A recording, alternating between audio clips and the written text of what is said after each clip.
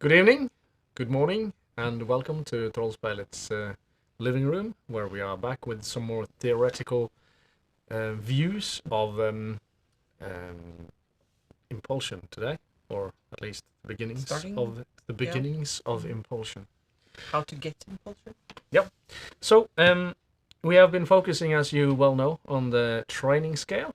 And I'm sure all of you have got your own training scale where you can check off things while watch. No?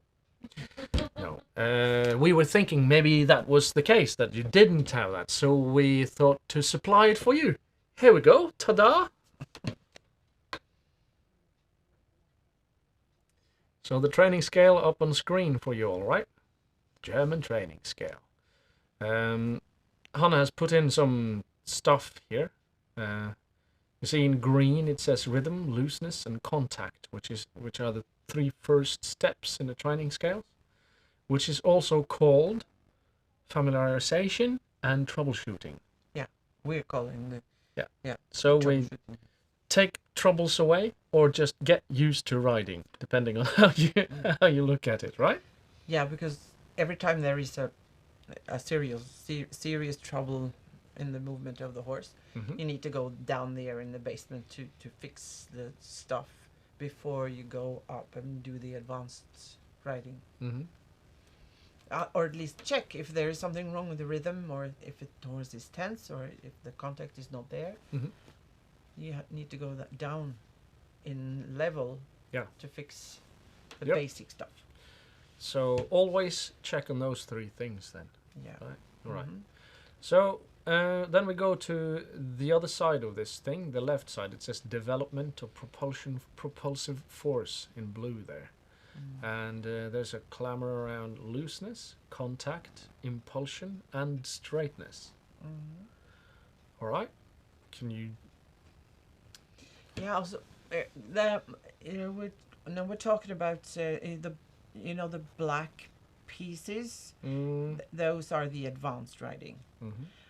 And since we're now talking about in developing impulsion, impulsion is the first step when it comes to the advanced riding. So it's sort of a building block for the advanced riding. You agree with that? Yes. Impulsion, you need that for straightness. Without impulsion, you cannot know if the horse is straight, because if you the definition of straightness must be that the horse pushes off and carries as much with the left hind as with the right hind. Yes. And you cannot know if the horse pushes off unless it pushes off. Yeah, because what is impulsion? Impulsion is extremely difficult to pinpoint, but I would call it impulsion if the horse moves forward with more power than is actually needed to move forward like that. Yeah, or I would say that the main propulsion power comes from the hind legs. Yes. So that the horse is sort of lifting its body forwards from the hind legs. Yes. So what we're talking about and the blue and the red. Let's stick to the blue for a while. Yeah, but we're talking there about power from the hind legs. Yeah.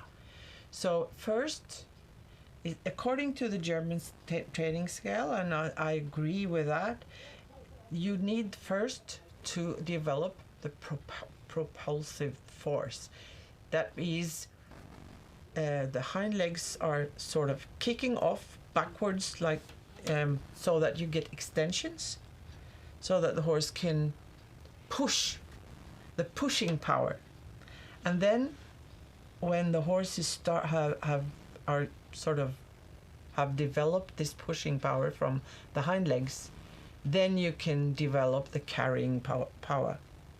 Yeah. Of course, you can start with the carrying power, but it's very difficult to go from developing, for instance, in the piaffe, you can, or the passage, you can develop the carrying power, but it's difficult to get the good transitions, for instance, from an extended trot to a piaffe, and the other way around. if you haven't got this ability to carry this, to handle this power over the back. You know, and that is the development of the propulsive force. Actually does that. You need to, if you go riding out on hacking down a road where the horse has natural impulsion, they want to run, but you don't want the horse to run. You want them to. What is running as opposed to impulsion? What is that? That is what we're going to talk about today. Oh, all right. The difference between running and impulsion. Okay, so when you say that we're developing the propulsive force by pushing off, it isn't that flat, hard running that horses do all by their own lonesome? No, that is. Then I would say that when the horse is running, it's using his front legs more than it's using its hind legs for propulsion. Of course, they're using all four legs, but the power comes from most of the power comes from the hind legs. It's impulsion. When more than 60% now. More than 50%. I don't know the number, but you know, if you see that the main power unit is the front legs, then the horse is running, and you can see that it's losing its rhythm. Often you can see it hasn't got this relaxation because it's tensing up in his underneck. You know, all the signs, all the things that we've been talking about before. They are not there. I have several questions. We need to get some more things straight here. So I've seen, for instance, when the race horses, when they start the gallop race horses, when they start from their starting gate, they will sometimes kick off 2 or even 3 times with hind legs only before the front legs even touch down for the first time. And I will say then that all the propulsive power is now from the hind legs. Yeah, that's true. But is it impulsion? Is it not? I would say it is. It isn't, because looseness. Looseness is not. It's not. This is not looseness. This is loose. I know. Yeah. So looseness is not a very good word, but it's the word that they used in English. But what I'm saying is that when the horse kicks off that hard, it will inevitably, always, I have never seen otherwise, be tense in the back. No. Are you sure? Yeah, because tense. When the horse is tense, I would say that it's tensing up against the movement, so it's hindering the power to lift the horse forwards. Yes. That is when the horse is loose in this tense. The meaning here means that the horse should not be tense in muscles that will hinder the energy to come forwards to the bit. Yeah. So what you're saying is, yeah. I think what I'm trying to get at, it's an important distinction to make. What I'm trying to get at is that a race horse doesn't necessarily move with impulsion. Might be, if you're defining it like this. Because if you take a racehorse and try to sit on it at something that's supposed to be a relaxed trot, it's gonna break your pelvis. Yeah, that's true. Is it then impulsion? I see what you mean. We're talking here about riding the horse over the back, like the German training scale is about the classical system. That means riding the horse over the back. So, but we use it to try to understand all movement in the horse. Yes. But I think that example is, yeah, as you say, it's a little to the side. But we also want to look at the canter and the gallop to see if the canter could help the horse find his stability in his back. Yeah. What I'm trying to get at is that if I want to train my squat to become really heavy, I can squat heavier if I cheat. If I make my body do some sort of awkward movement, I can squat heavier than I can if I do a correct squat. And still, a correct squat will make me stronger than squatting heavier with the wrong technique. Yeah. And not only will it make me stronger, but it will make the strength able to cross into other areas of movement better. Yeah. So, in my opinion, what my example of the horse taking off from the starting gate, the horse will almost always get that inverted back while doing that. Yeah. Right. So he needs to, when he pushes off that hard, he needs to be so tense that all the energy goes forward. And while he's kicking off with his hind legs, he can, and the rider will be standing anyway. So there's no like kind of harm done by this sort of idea, but it is a maximum force. And if the back inverts, it means that the horse is stronger in his hindquarters than he is in the back, is what I'm trying to aim at. Yeah, and if you're talking about a horse that is actually inverting his back, it's that's just like saying that a horse that you can take a picture of a horse that is standing on his hind legs and say that he has all the weight on his hind legs, but he hasn't, because he has some of the weight on the forehand is just floating in the air. Yeah, because he's been throwing his weight up. Yeah, this is extremely interesting in my opinion, because when the horse kicks off like that hard, he definitely has as much weight on his hind legs as his weight is. Yeah. Yeah, but he will. But it's interesting. He will keep falling down like that, right? Yeah. Because he can't hold himself up because his back is inverted. Yeah. So we have pictures of that we're going to look at. Interesting. Cool.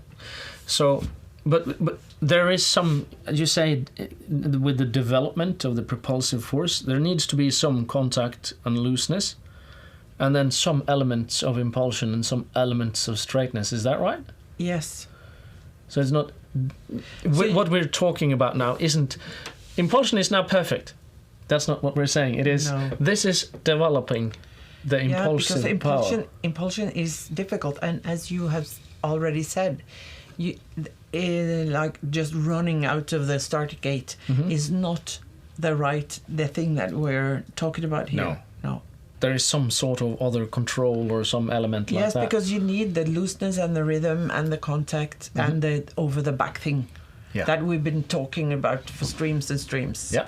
So if you haven't seen that and you don't understand what we're talking about, I recommend going back to see the other streams about those green things, the green boxes. The green boxes at the bottom. Yeah, the basic stuff. There is also we need to retain those. They need to be kept. Though we need to have those things when we're trying to get the horse to stretch his body and do this impulsion, the propulsive part. Because the propulsive part is the part that we're going to talk about now. All right. When he's starting to try to jump over that gap between the green and the black parts here. Yeah. Cool. I'm done with the scale for now. Yeah. I want to watch video or pictures or something. Yeah, and we haven't planned where to start, so shall we just take some Jump pictures and see what we Give get? us a picture and we'll start with it. Yeah. Awesome. Yeah, that's a good one. Look at that. That's flying, the best one. That is Ida. is there... I don't know the English word for hamster. It's a hamster. Is it a hamster? It's a flying hamster. Awesome. Looks a little bit like a flying hamster, doesn't it? No, all right. Yeah, but this is He's flying. Yeah. That's interesting. This is important.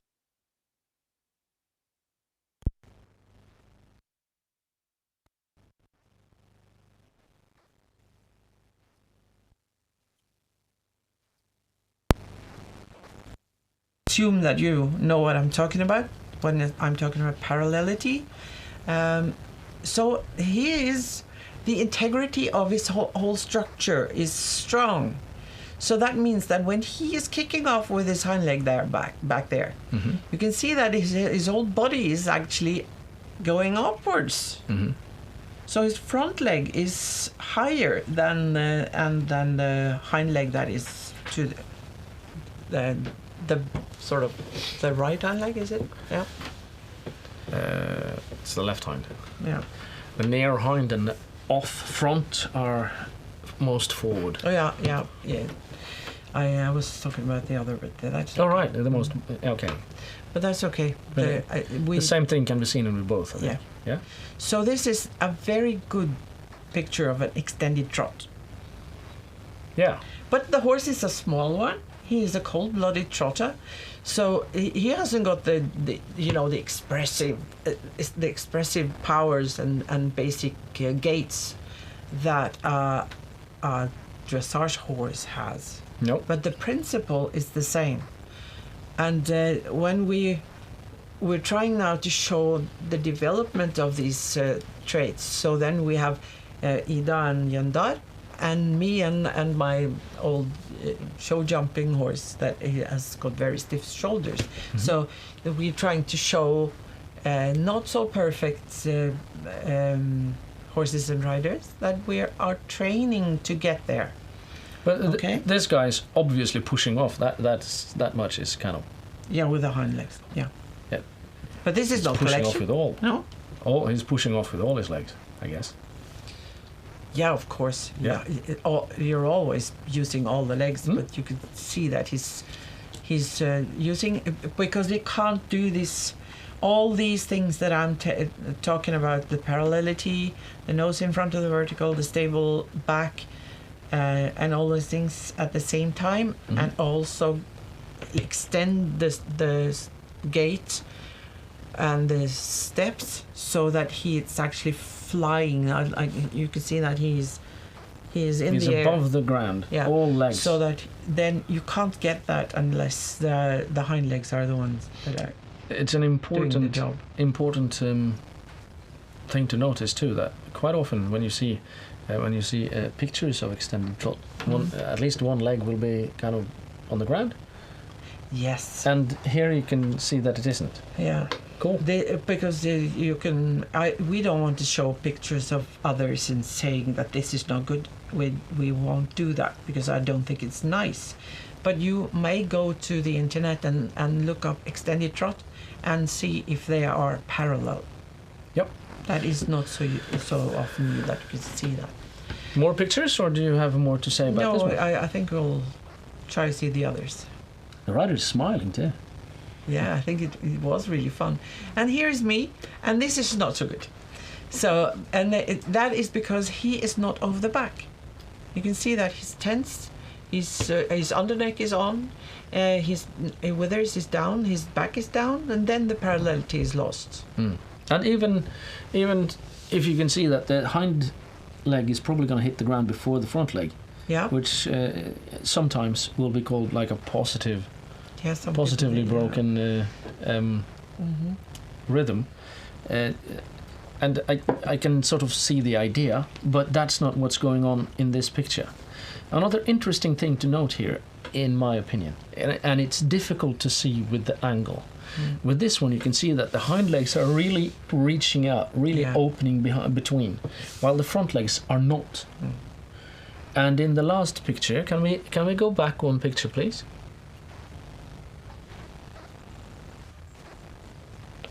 It looks to me as if it's opposite. Like here, the front legs are really opening up, and the hind legs are way shorter. Yes.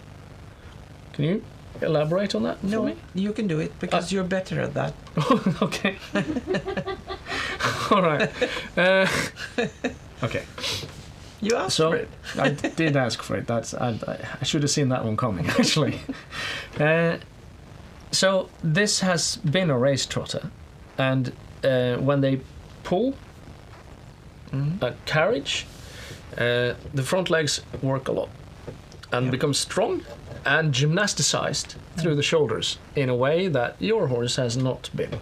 No. Also, when you can see that the whole neck sort of rounds instead of there being like a break just beneath the rider. The whole neck sort of looks rounding. It looks like soft curves over the back like that. And that means that the horse isn't tense around the area where the shoulders connect. And the musculature here grips into each other. So some of the muscles around the shoulder blades will be used both to extend the rib cage and therefore lock down the back and to move the shoulder. Yeah, and the shoulders here are really important. Yep. So this horse isn't free in his shoulders, or is free, sorry. This horse is free in his shoulders, but his hind end isn't enough underneath compared to. So he doesn't open up between the hind legs enough. So if you look at the other picture again, please. We can see that Dalton is completely differently built with a big fat ass. Oh, sorry, was that out loud? Sorry, Dalton. With a very big, strong set of hamstrings, I mean. So that makes it possible for him to reach further forward because he's better trained back there. And he opens up a little bit backwards too. Not enough, perhaps. No. And he's tight through his psoas, I would believe. Yeah, I think he is, and also he's got very stiff shoulders. Yes, and you can see that because it looks like from the side it looks almost like both of the forearm or the upper arms of the horse comes out of this same hole from the side, like. So he's only bending at his knees. I'm exaggerating quite a lot. Yeah, but he has the problem there, and he used to be a show jumper. Yep. And he was retired from the sport because he was like lame in 3 legs. So no wonder. And we know that many show jumpers, if they are not completely over the back, they get trouble in their like the musculature around the shoulders. Yeah, they easily get that. Yes, and no wonder really. No. It's like bench pressers get trouble around their shoulders too, and they do the same sort of idea. But the thing is that here is that you can see the neck is sort of, it's not round. No, it's like this. It's really tense, like almost straight.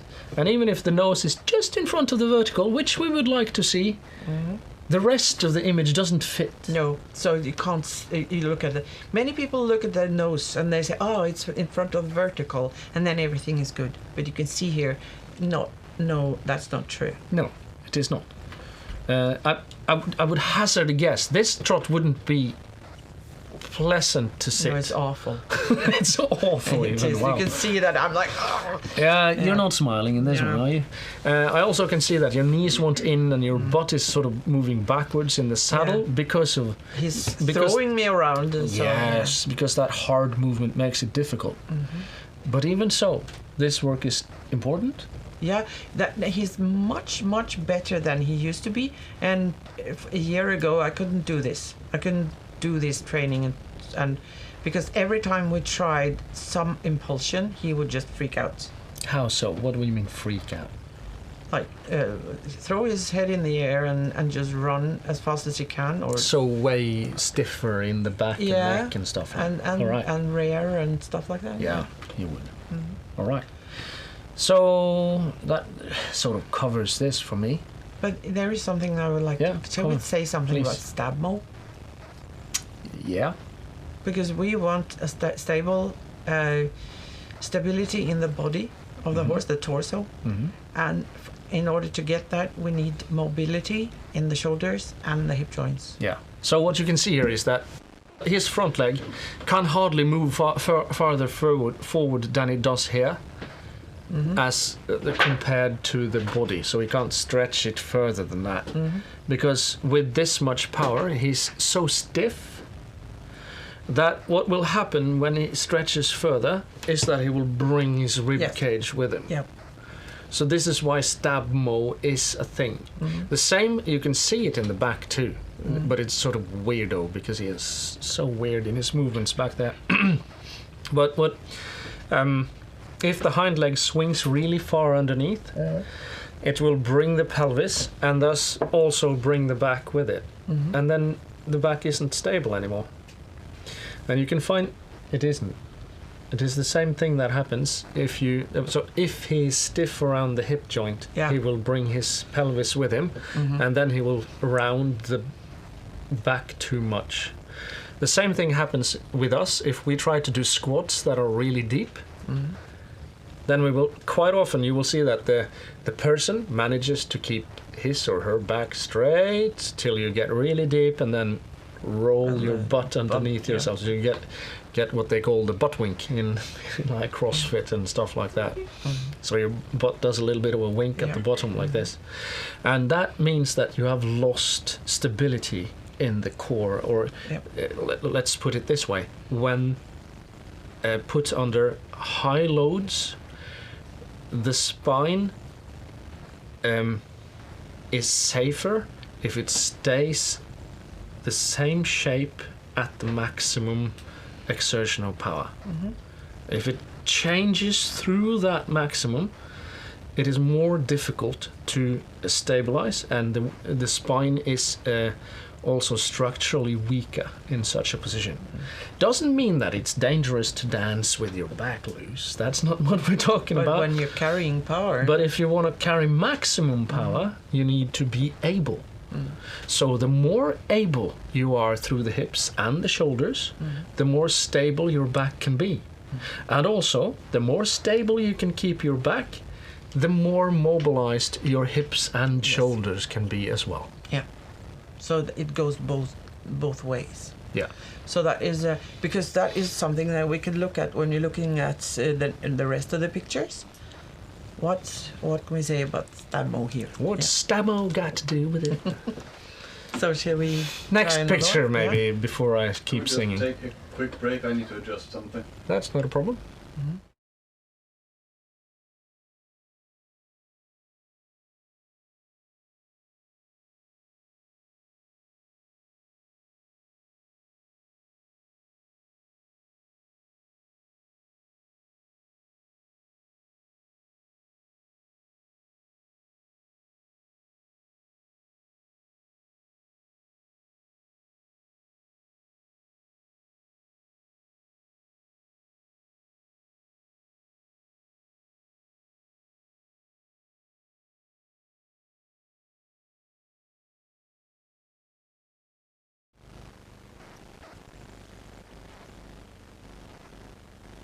Technical things that I didn't understand.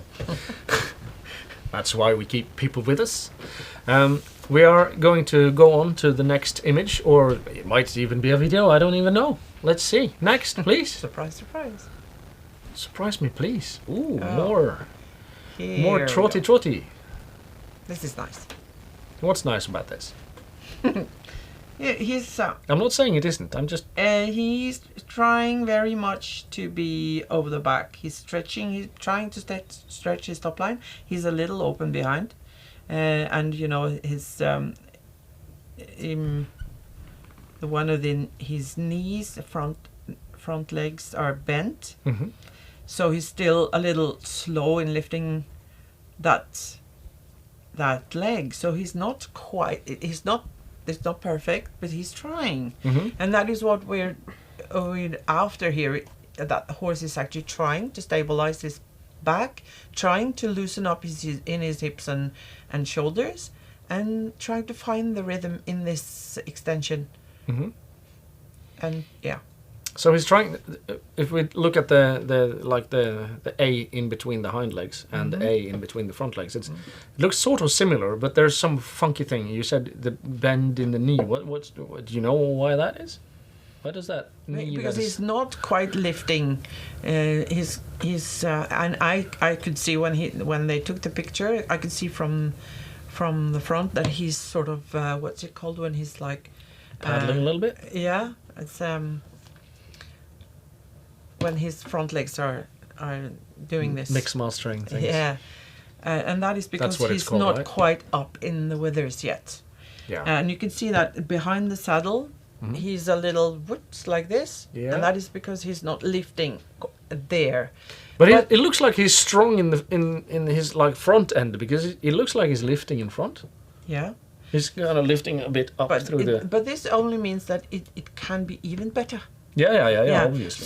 So what we're looking for is always, what can we do here to make him lift more, and to take away this wobbly thing with his front legs, and that is when it comes to this horse and rider, I think it's just practicing this, because this you haven't done this much. It's like trying a couple of times, and then I think this is very good. Mm-hmm. And you can see that he's to the contact. Yeah. It's very well to the contact, and he's like, it even has a little foam in his, the lipstick. Yeah. That's a very good sign. There's a thing I want to sort of provoke, I think is the word here. It is very easy when you feel this, because you can feel that this horse carries a little bit too much on the front. Mm-hmm. And what you want to do, like from the gut of me, Mm-hmm. not you perhaps, is to engage the hind legs more, right? Yeah. Is there any room for that, really? No, also, what you're trying to do when you're developing the push power is to, when you give more leg, and the horse is still continuing to be over the back and with rhythm, and relaxed in his underneck and stuff, and engage in the top line, he will extend the stride, so that the stride How becomes could he longer. extend the stride? There's can no fly a room little between those legs. He can fly a little more. He can fly more. Yeah. Aha, Yeah. but that's different. Yes, But why doesn't he fly more now? because he's hollow in his loin, I think. I think you're precisely right. This is sort of a slow motion, still actually, image that shows what I was talking about in the canter out of the gates. And we will see one in canter, the same horse. Interesting. Later. Yeah. So because his back is tense or not strong enough or whatever it is, you can call that different things, and you can be right with different wording actually, because if the horse is extremely strong and soft through the back, he can lift whatever with his back in the correct position, but here he isn't, either because he's not strong enough or because he's too stiff, or Yeah, I think it's just he needs to train a little more, practice maybe, because he hasn't been doing this much. practicing is also a thing, right? And Becoming just to- good at stuff. Yeah, and finding out how But- this is done. Yeah. But Ida has here, she's practiced twice, so she should be proficient here, right? Yeah. It's just an in-joke. All right, Yeah. next image, please. Some flying here too. Yeah, and nose in front of the vertical. Perfect. Yeah, but the A's are not the same. And here you can see the stiff shoulders. Yep. So you can see that it tries to reach under with the hind leg that reaches forward, Yeah. and it reaches all right. The hind leg that's back there looks like it's stuck. Yeah, he looks like It he's... can't get further back, sort of. No, he's like... It's come back here, you leg. That's what it looks like. It looks like he's trying to pull it back forward. Yeah, and you can see one thing that is really glaring, I think, is that it's this, sort of the same problem as with the Hyundai, the other horse, that there is sort of a hollow behind the saddle. Yeah. So there, the energy does not come through there. Mm-hmm. And that is why it's such a good exercise to work with the push power, because when you ride in the terrain and the horse wants to go forwards, and you're working with relaxation, with rhythm and with contact, and half holds, giving the horse, asking the horse to stretch while he is pushing off with his hind legs. Yeah, because Then you're you get to obviously that- giving him the opportunity to stretch. Yes. We can see that. And then you will finally, after training this for a while, you will make that part of the back lift. All right. So that part of the back. Can we see more? Yeah, I don't know if we can see if the horse is actually managing to do that. This because one's it's flying difficult. too, by the way. Yeah, it is flying. Cool. Yeah, and that is more or less the first time that he managed to do that with me. Because not running, trying to Yep. do it over the back. Next image or movie, please. Here is the one that I was talking about. Yeah. Where did his neck go? It disappeared.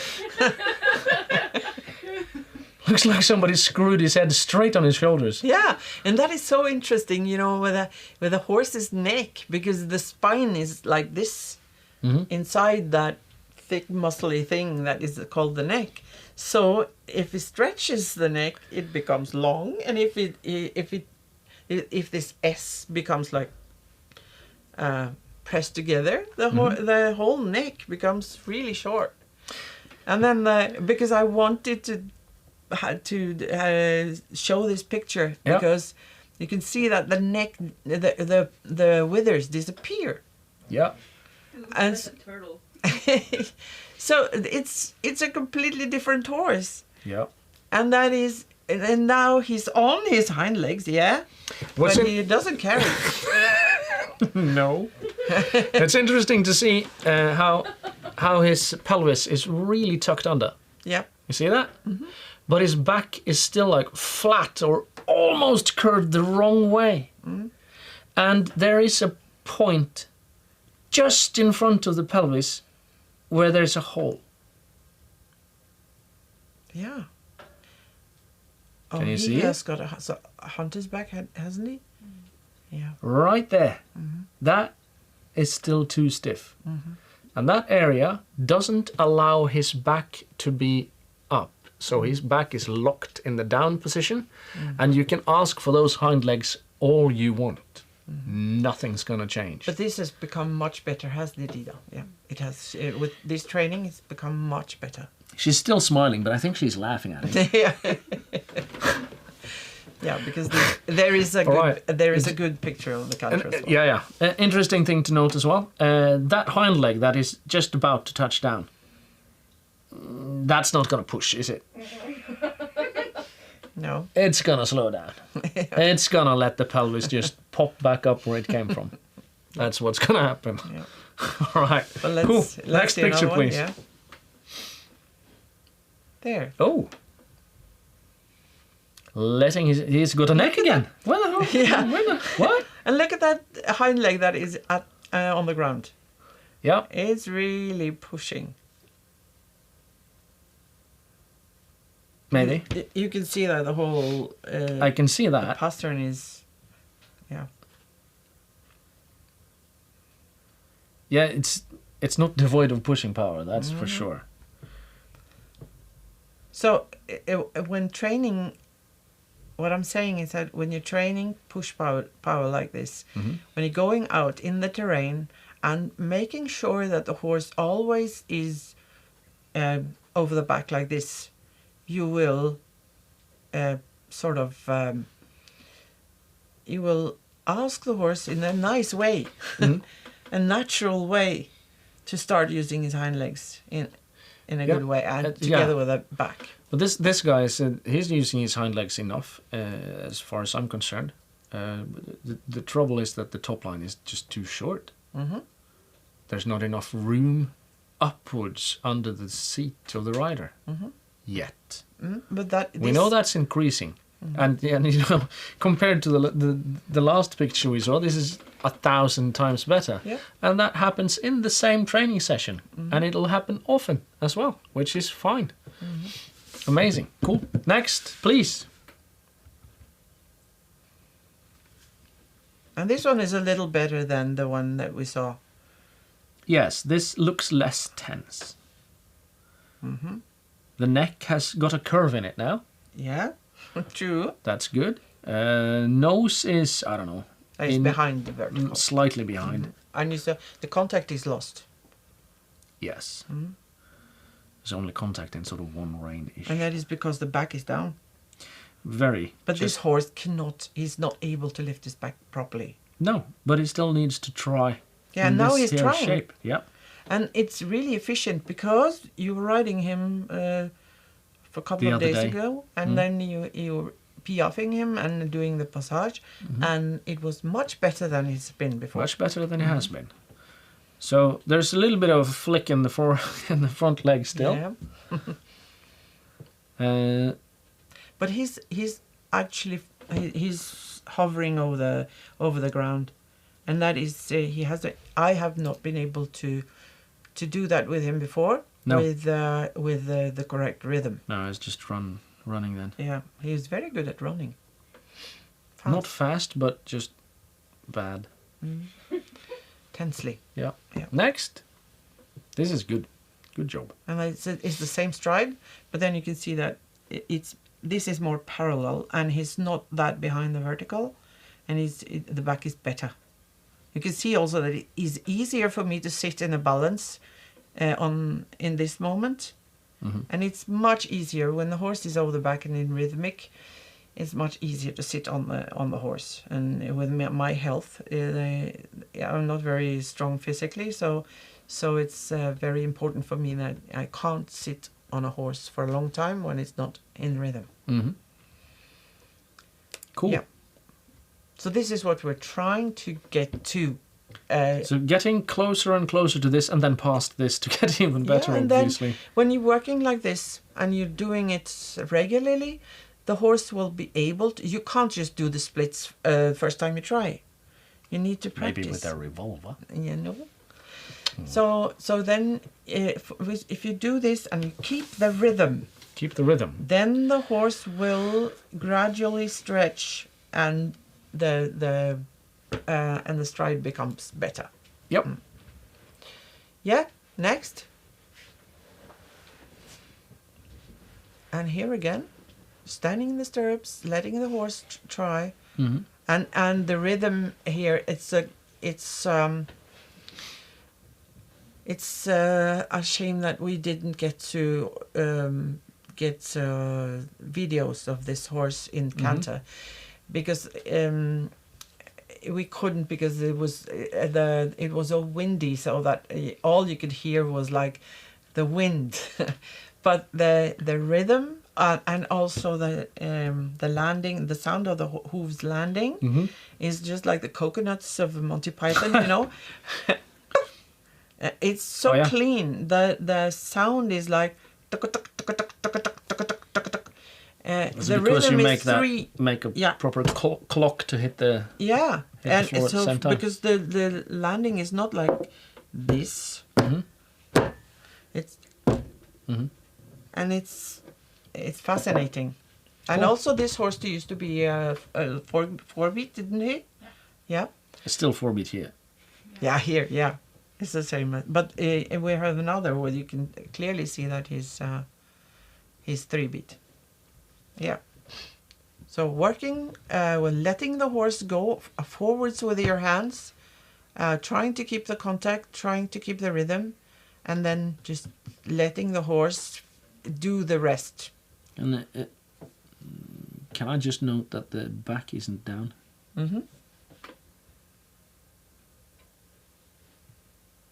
Good job. Well done. Next. Yeah, here is more or less the same. I think it's not the same that we had. I'm not sure. It looks but it's much of the same thing. More open in the shoulders than that's true. I've noticed. Yeah. You can see that between the front legs there is actually some part of the chest that you can see between the top of the front legs. Between the elbow, the outside. Yeah, that is always a sign that something is happening with the shoulders. The shoulders are actually moving a bit, and still a little bit of a curve to the neck, even if it might be the same image or the same thing, but it's slightly behind. No, it's not the same, because we could see the reins on the earlier one. Right. It looks like you are much straighter. Yeah. You've found it's much more easier balance. to sit, to straighten up when he does this. Yeah. And next. here is he's stretching, and yeah, you need to do a variety of stuff. You need sometimes let the horse stretch, sometimes you take off the contact again, and you let him go, and you have to be patient and just Patient.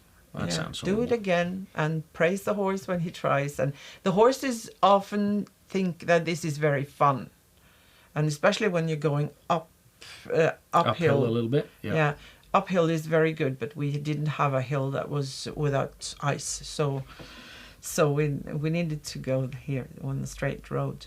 Yeah. But uphill, trot and canter uphill is very good. Let the horse stretch, and they have to use their backs when they're going uphill. Yep. Next.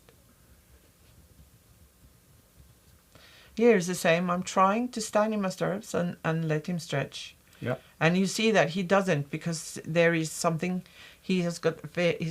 For him, it's very difficult to really stretch with his nose in front of the vertical. And that is because of this back, that you can see that his bum is going up, the croup is like this, and then the saddle is down in the valley. Valley. So he needs to be Almost worked started out. singing again. No. Yeah, so he and he's like 16, 17, something like that. So he's for us old horses and riders, it takes a longer time to stretch. So he's trying, but you can see that he's carrying, I would say, more weight on the front than the back here. Yeah. It's important to note just, but we're still trying to develop that idea of pushing off with the hind. Yeah. Right. And he really likes it, and it's very it's really efficient when it comes to lifting his back. But you need to do different things. Yep. So he doesn't have to just do this all the time. Now we're not running up and down the road forever and ever, right? Of course, you need variation. Yep. So all these things that we're talking about are different tools that you can use when you understand that you need different tools. If you need a tool to get more push power, you can do this. Yep. Very nice. We're ready for the next, please. Here is the one in canter with 3 legs in the ground. Yep. And it's really cool that this horse, that he hadn't done much canter, had he? Because he was a racehorse, a race trotter, and when you got him, he really was. He didn't have any 3-beat canter, but now he's very good at it. A little short in the front still, like in the neck, But he's connecting better through the lumbar spine now. Yes, much better. Good. And that is something that we often see, that in Dalton as well, my horse, when he lifts his back, he gets like short in the neck, because the whole top line is a little too short, and then you need to take time to stretch it. Need to learn how to keep a longer top line while engaging. Right. Yep. Roll on. And then now we can see live Dalton trotting in a very, very fast trot. This is how this is how much he can stretch. That's just about the best he can do, isn't it? Yes. So what I'm doing is that I'm trying to keep the rhythm and trying to give him his head without losing the contact. You can see that he's very often he loses the contact, but then I'm reminding him again with a soft half halt, and doing that again and again. And then when he's sort of held in that outline, and when he wants to, because he thinks it's fun to go forwards, and then he wants to challenge his shoulders. Yeah. That's the only way that you can do that while going straight forwards. It looks a little like, because of the shoulder stiffness mostly, I think. It looks, or the back, it's hard to tell. It's a slightly pony feeling, Yeah, like very what much. like a, Yeah. but still the rhythm has become, I would say, calm. Yeah. And he's also much calmer. He's not that afraid any longer. Mhm. And he's really concentrated and trying his best. He's not looking at everything and trying to find things that to be afraid of. No. And he used to do that. Yeah. So This looks like good training. yes. So it's like, if you train like this, the stride will become slowly longer. Mhm. And of course, we're talking about other stuff earlier, like bending and Yeah. all those things, All those things too. lateral work and everything. You need those as well. Yep. This is just one tool. Yep. Yep. And then we have another video with us in canter, and All right. And that's it. All right. Let's see the canter then. And here you can see this is how fast he can go without freaking out.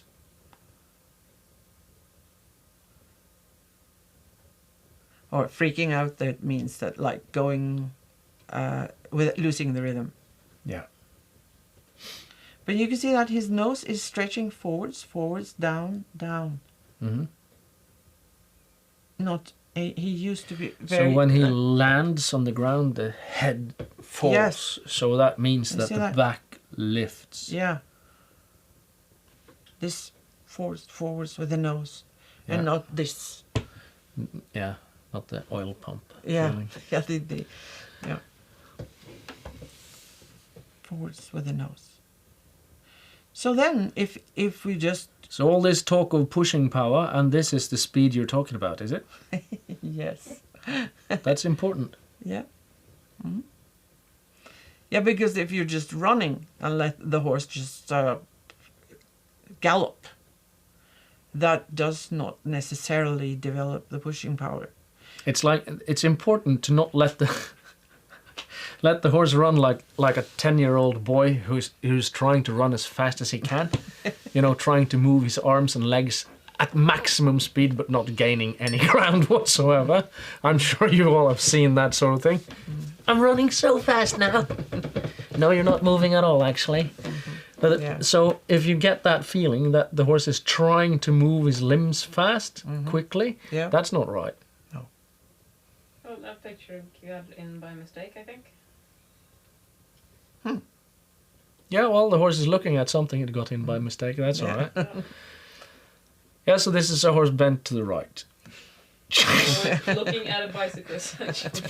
That's probably more closer to the actual thing. Yeah. All right, so Yeah. developing pushing power. All that talk of the pushing insanely off from the starting gates, and then that's not it at all.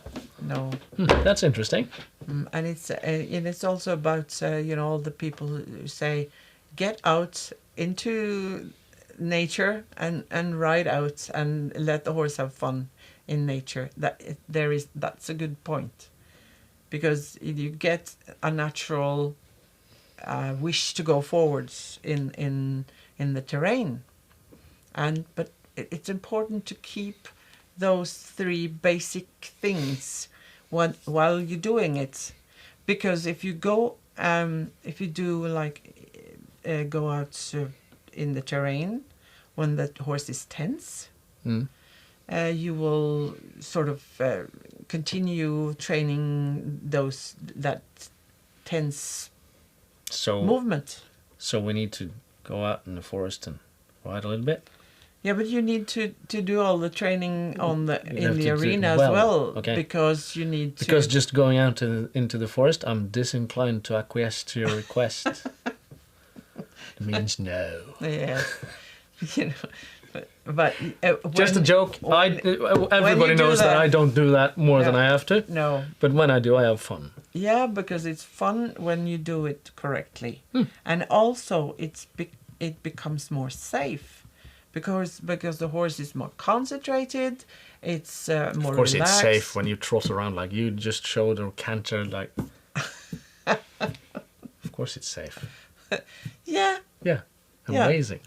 It is. It's really And good. also, if the rhythm is the same but the stride is longer, it's still more safe. Yeah. And the horse gets, like, it does get more, like, less afraid because it's not so tense. Take the tension You away. see,